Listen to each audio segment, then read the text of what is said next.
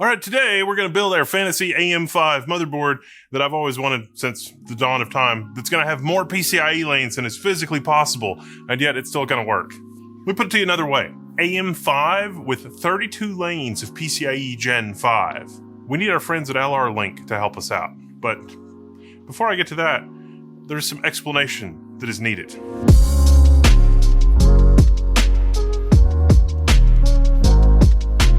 Okay, look. It's hard to get components right now. That's true for workstation and everything else, but some people have a business to run. Some of you, a lot of you in the audience, have small and medium-sized businesses that you have to support. And I think gone are the days that you could really splurge on super high-end hardware. Not only that, AMD has AMD EPYC server CPUs in the AM5 socket. You can also use just regular desktop AM5 CPUs as a server CPU. This is a 650 chipset from ASRock Rack, and this will make a perfectly reasonable file server or workgroup server. I mean, you could run 50, maybe 100 people off of this thing, 128, 192 gigs of RAM, depending on what your workload is and what you're doing. It's perfectly reasonable. But the part about it that's not reasonable is PCIe connectivity. But you have to understand, PCIe connectivity is just lanes. And lanes are fungible. They can be spent on all kinds of different things. GPUs, storage, different kinds of storage, networking, you name it. This is a pretty typical, very low-end, but still server-class motherboard. We've got one physical X16 slot, and we've got one physical X8 slot, and then a by one slot. And so there's not really a lot of PCIe lanes here. And you can see from the CPU socket, the CPU socket is not very large, so it's not really a true server class socket. It's a desktop class socket, but there are CPUs that are available. We've only got 2 memory channels, 4 memory slots. But how you spend the PCIe lanes matters a fair bit. Over here, there are 4 Oculink connectors, and this gives you some more PCIe lanes. What do motherboard designers do when you've only got, 20 or 24 PCIe lanes out of the CPU? How do you spend them? Well, 16 of them usually goes to a PCIe slot or 2, and like maybe 4 of them would go to an M.2, and the rest go to the chipset. And the chipset itself takes PCIe lanes and connects to the CPU, but also has PCIe lanes that it manages itself, typically slower PCIe lanes. So, you might have a Gen 5 connection from the CPU to the chipset, and then the chipset might have some Gen 4 PCIe lanes for slower peripherals, or it might have a bunch of, X1 peripherals. That's what we've got going on here. This X1 slot doesn't connect to the CPU, even though it's closest to the CPU. It connects to the chipset. The only PCIe slot here that connects to the CPU is the X16 slot. So this is not really a fabulous motherboard. If we look at this desktop motherboard from MSI, we have the primary X16 slot, which really is 16 PCIe lanes, PCIe Gen 5 direct to the CPU. We also have the primary M.2, which is 5 PCIe Gen 5, 4 lanes directly to the CPU. And then we've also got some more M.2 that goes to the chipset. So there is a high-speed PCIe connection from the CPU to the chipset, but then the chipset has USB and the interface that the network card uses, which is usually also PCIe, although not necessarily. The CPU actually does have a couple of USB resources built right into it, which is sort of a fun, interesting thing that AMD did. AMD has the X870E chipset, which is actually 2 chips that are daisy-chained together. You would think that there would be, you want that tree to be as short and fat as possible, the tree of peripherals, so that each chipset connects directly to the CPU. No, that's not how it works. Part of the reason for that is PCIe 5 is such a high-speed signal, it's hard to keep the signals clean. It's more convenient to just daisy-chain the connections together from one chipset to another because of the length of the board. The copper wires in a PCB like this are a little problematic. But PCIe, again, like I say, is fungible. So it's like, this is a PCIe slot like you're used to. It's 16 lanes. Depending on other resources that are available for timing, you could break that out into 16 one-lane PCIe slots.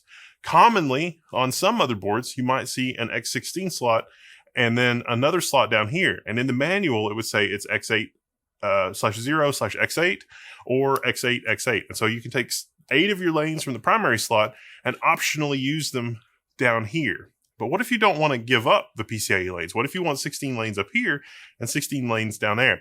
It's a math problem. AM5 doesn't physically have that many PCIe lanes. But the clue is in the chipset, because the chipset's doing something. Aren't there other chipsets? Yes. Enter our adapter from LR-Link. Now, this is an LR-Link PCIe 5 X16. It's got 16 Gen 5 lanes, but it has 32 Gen 5 lanes out the other side. Now, this is a special controller from LR-Link, but this is primarily designed to drive a bunch of NVMe. So you could have 2, 4, 6, 8 4-lane Gen 5 NVMe connected to this, and it will give you, theoretically, like if you were using these really nice, like the Kioxia CM5, these are 15 gigabytes per second, you're going to overrun the amount of bandwidth that you get from this slot. But the chipset that's in here is Broadcom, and it's reprogrammable, and I can reprogram it to do different, fun, interesting things. This connector is called MCIO, as we've covered in the past. I can take that MCIO connector, and I can go to a board like this. This board has 2 PCIe slots that are wired for 8 lanes each. I could also take this to another board where each slot has 16 lanes, and I could have 2 16-lane connections from this card, or I could have 2 of these carrier boards that each have 2 slots, each one of these with 8 lanes. So 16 lanes on this board in 2 slots, plus another one connected to the other set of connectors on the end of this card, and I've got 4 8-lane PCIe slots. There are actually motherboards from the AM4 era and from the Intel era, when the number of PCIe lanes was even less, where there were chipsets on the motherboards to do this, to provide even more PCIe lanes. But they got expensive because servers needed more PCIe lanes first. And PCIe lanes is still a problem in bigger servers. One of the pieces of magic in modern AI servers from NVIDIA that we saw at Computex is that the modern ConnectX NIC has a built-in PCIe switching fabric. And that switching fabric is actually PCIe Gen 6. All this is PCIe Gen 5. The CPUs, the slow thing, CPU's not keeping up. There's not CPUs that are PCIe Gen 6. Well, there are. They're just not out yet. But what Jensen did with modern ConnectX 9 NICs is he moved the networking and the PCIe fabric onto one carrier. So we saw super micro servers where you had all the connections at the back for the networking, one network port per GPU, and that's all on one carrier card. And then that carrier card has lots of PCIe lanes that connect back to the CPU, but the reason that you want that is because the GPUs can talk to each other. That also works great with this. So if I've got 2 R9700s in a system that's only AM5, those GPUs can talk to each other twice as fast with this as they can through the CPU. And that is worth it to some people. And they'll also let you run 4 of these R9700 GPUs, 128 gigabytes of VRAM on an AM5 system with just one of these Broadcom chipsets. Now, that's going to run the GPUs with 8 lanes instead of 16 lanes. But for AI applications, the GPUs mostly need to talk to each other, not the system. But if you have one GPU that's receiving a bunch of stuff, it can receive a bunch of data at 16 lanes worth of speed, and then the information could be copied to the other GPUs without ever leaving this PCIe bridge. So you can still get a ton of performance. There are other companies that are doing fun things with how you spend your lanes. ICDoc, for example. ICDoc has this kind of a thing, which is 8 lanes. It's made for PCIe bifurcation mode, but it'll give you 2 M.2 on this PCIe carrier card with a hot swap on the end. And these PCIe lanes don't necessarily have to be CPU PCIe lanes. They could be chipset PCIe lanes. It doesn't really matter. I could also go from MCIO to this with 8 lanes here. This gets a little complicated because then I have to reprogram that bridge and tell it that this is going to be 2 X4 devices in an X8 slot. So it's like as if this cable is going to, 2 M.2 or 2 U.2. And I have other cables for that here. This is an MCIO header on this side that's 8 PCIe lanes wide. And on this side, I've got 2 U.2 connectors that are 4 PCI Express lanes wide. And depending on the cabling and the redriver and a bunch of settings that you have on your card, this can maintain PCIe Gen 5 signal integrity. It can be a little tough because PCIe Gen 5 is unforgiving and complex and sensitive to lots of interference. There's foil around all these wires to block, hopefully, RF interference. So even though, if you look at a diagram of our B650 motherboard here, even though it's only got one X16 physical slot, I can go into a PCIe controller like this, and then not elegantly, but I can break it out into a different case, and then have a bunch more room for GPUs. And this is what it looks like in practice. I mean, yeah, it's a little bit mess of wires, I'll give you that. But this is a fun way to connect 4 GPUs even to an AM5 system. And it looks a little bit like a mining rig, but understand that it's not a mining rig at all, because most mining rigs would connect to a GPU with one PCIe lane. The work to be done would live entirely on one GPU. Here, it's really important that the peripheral be able to communicate with the system at full speed, as well as the peripheral being able to communicate with other peripherals. See, there's very little benefit for running multiple GPUs if the GPUs can't talk to each other at full speed. That's what the chipset gives us. It bypasses the CPU. Because, well, even at scale, even with $10,000 CPUs, the CPUs are too slow. PCIe Gen 6 is needed for full bandwidth. So we're doing the same kind of thing, just at a smaller scale. Now, to an extent, I think AMD could solve these kinds of problems via the chipset. Remember, their chipset is 4 PCIe lanes wide, so it's going to be a maximum of 8 in PCIe Gen 4 mode or 15, 16 gigabytes per second in PCIe Gen 5 mode. I think it'd be better for the chip design to have 8 lanes, an 8-lane chipset. And then in the 8-lane chipset, you could go to 2 4-lane PCIe Gen 5 M.2 or another PCIe Gen 5 expansion slot and something for slower peripherals. Maybe we're going to add a 25 gig NIC, and that would be perfectly fine at PCIe Gen 4. It would be amazing to have an 8-lane PCIe Gen 4 slot on some kind of a board like this. I think in 2026, when we've got these massive parts shortages, it makes sense to have an AM5 motherboard that has some kind of a chipset on it to give you 4 8-lane slots and maybe a couple of 4-lane slots. That would be ideal, because then you can pack GPUs on, or high-speed networking, or some combination of GPUs and high-speed networking. And the bottleneck there becomes a little bit the CPU. But now we have dual 3D V-cache. The other big component that's been missing up until now was having an AM5 CPU fast enough to keep all of this fed. But we have the 9950X 3D2 Dual Edition. So the bad news: these are really in demand in server context still, even though NVIDIA has basically cornered the market, and where previously we were using ASMedia controllers or Broadcom controllers on the motherboard, they've, sort of slid into adjacent markets from that. I mean, there's still a huge market for all of that stuff, but it's less important because of what NVIDIA is doing. And also there are other competitors that have sprung up that are offering PCIe chipsets like Phison and Texas, and Texas Instruments even. It's like over $1,000 for one of these cards. But if you want to host 8 GPUs on a Threadripper board that doesn't physically have 8 slots, it can only physically have 7 slots, this can get it done. LR-Link has several PCIe bridges or PCIe retimer redriver cards that are appropriate for this kind of thing.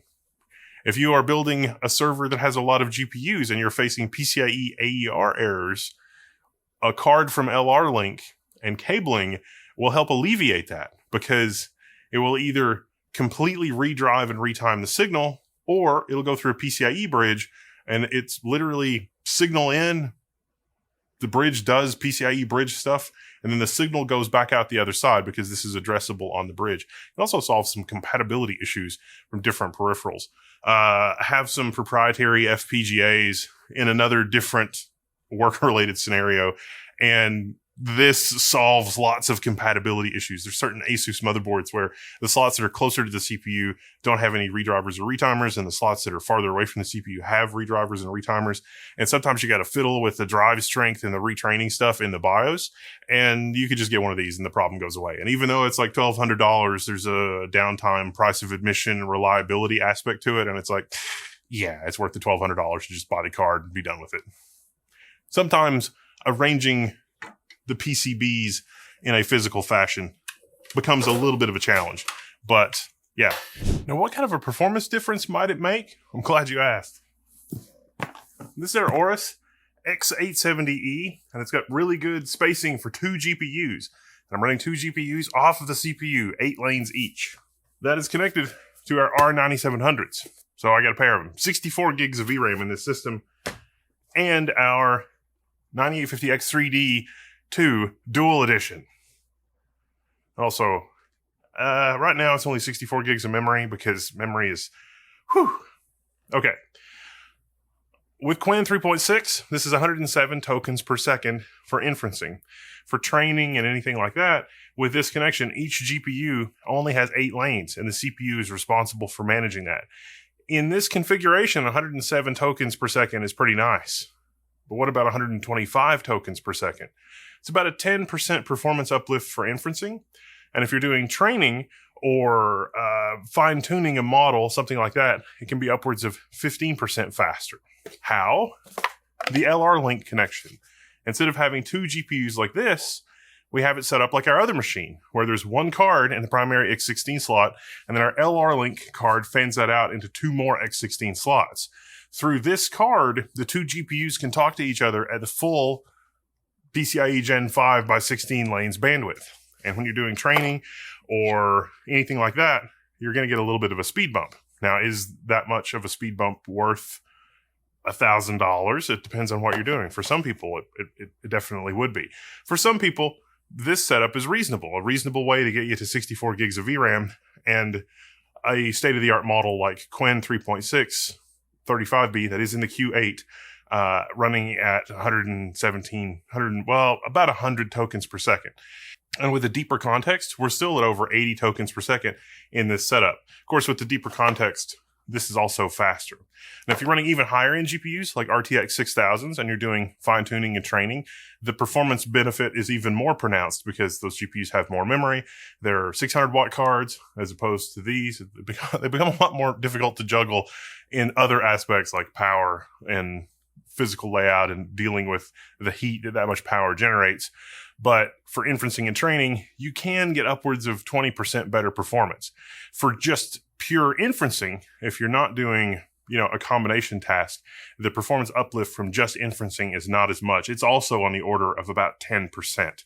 But 10% difference in, tokens per second for token generation is pretty good. Prompt processing, in that 10 to 20% neighborhood, also not bad.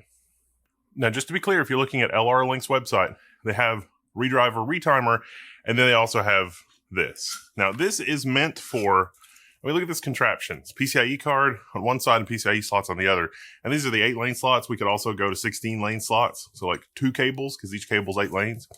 But this is the 4 MCIO 8i NVMe expansion card.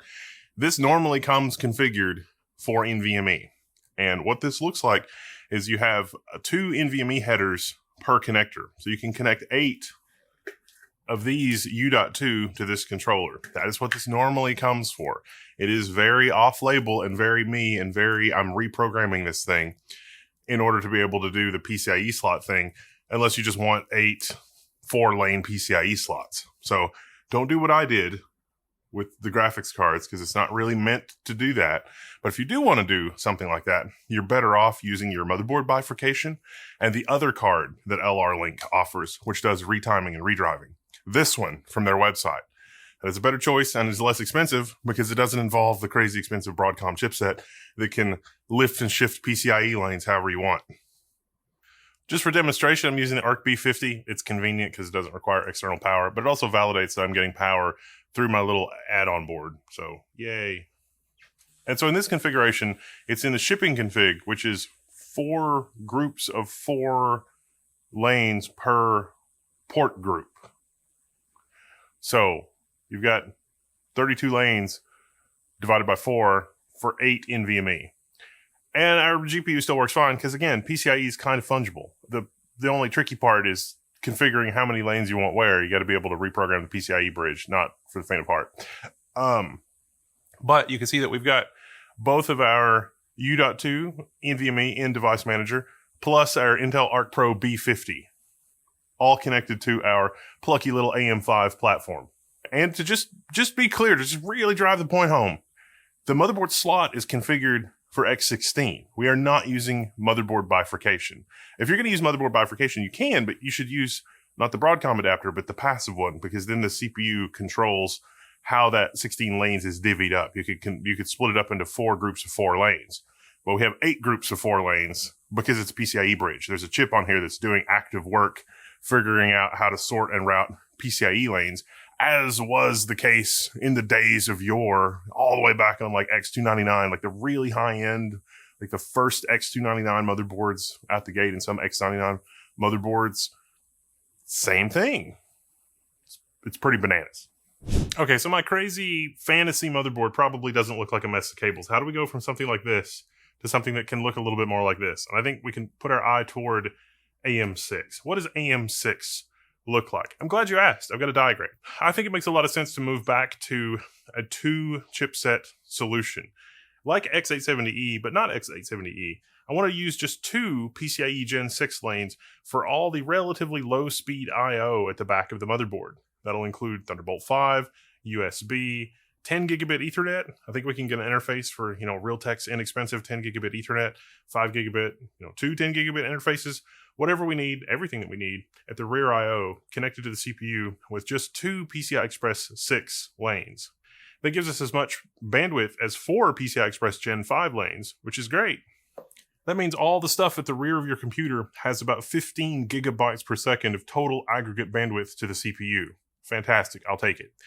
To keep costs down, I guess, probably maybe, we could have 16 lanes for the GPU. And we could keep doing the same old, where it's 8 lanes for 2 GPUs or 16 lanes for 1 GPU directly into the CPU. Now, physical full-size ATX motherboards have got room for 7 slots. I'm going to eliminate 2 of the slots because I think everybody is going to have at least a double width GPU. It definitely doesn't make sense to try to shove a bunch of slots on here. And this is also not the end-all be-all. So 2 of our slots are spoken for. We've got 3 other possible physical slots. Where do those come from? Those, I think, come from the chipset, and those cap out at PCIe Gen 4. Maybe we have 1 slot that's 8 lanes, or up to 8 lanes, and 2 other slots that are 4 lanes. The rest of our lanes from the chipset can go to M.2 at PCIe Gen 5 speeds. It would be nice if we had 8 PCIe Gen 6 lanes between the CPU and the chipset. So that'd be 8 plus 16 plus 2. Now, we've got a choice here. We can have 2 more PCI Express Gen 6 lanes that we could do something creative with, or we could have 4 Gen 6 lanes for a dedicated M.2. I'm kind of on the fence here.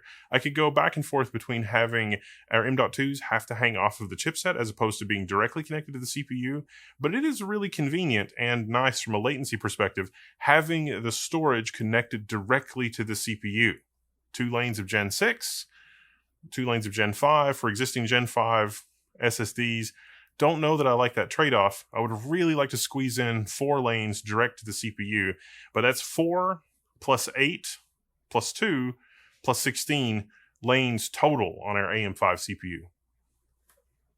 That gives us a total of 30 lanes. That might sound crazy, but there was a Chinese AM4 motherboard that actually had 32 lanes out of the AM4 sockets. There's even a dual socket version of that where there were 16 lanes between 2 AM4 sockets, and then each socket provided 16 lanes to the platform. That was High-Gone. That was a long time ago. We got to let High-Gones be High-Gones.